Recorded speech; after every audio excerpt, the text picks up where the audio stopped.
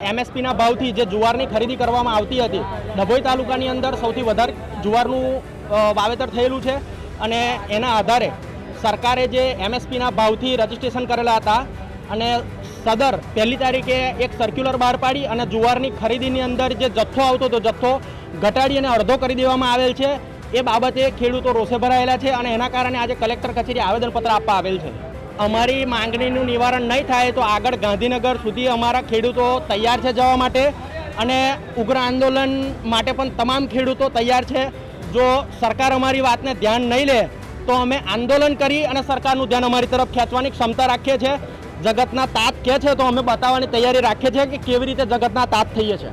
અમારે અત્યારે ખેડૂતોના મુદ્દાને લઈને ચાલીએ છીએ અને રાજકારણની અંદર અમારે ઉતરવાનું કોઈ ઇન્ટરેસ્ટ છે નહીં અને કારણ પણ નહીં। ખેડૂતના માટે જીવીએ છીએ, ખેડૂતની માટે કામ કરીએ છીએ અને ખેડૂતના મુદ્દા લઈને ચાલીએ છીએ। રાજકારણીઓ રાજકારણ કરશે, અમને એમનાથી કોઈ ફરક નહીં પડતો। એમને રાજકારણ કરવું હોય તો અમારી જોડે આવીને ઊભા રહે અને ખેડૂતોને સહયોગ આપે। આખો તાલુકો ખેડૂતોનો છે। સરકાર સામે અમારી એવી અપેક્ષા છે કે વહેલામાં વહેલી તકે જે ખેડૂત વિરોધી ઠરાવ પાસ કરેલો છે એ ઠરાવ રદ થાય અને ખેડૂતોને ન્યાય થાય એની માટે અમારી માંગ છે। અમારા ડભોઈ તાલુકાના ખેડૂતોએ જુવાર, બાજરી અને મકાઈ અને એની નોંધણી કરાયેલી છે, પણ છતાં પણ આ લોકો ગાંધીનગરથી જાહેર કરી દીધું કે ખેડૂતોની 50% જુવાર, મકાઈ અને બાજરી લેવામાં આવશે।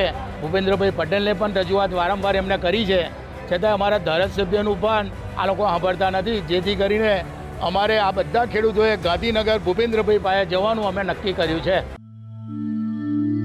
ખેડૂત પોથીને લાઈક, શેર અને સબસ્ક્રાઇબ કરો।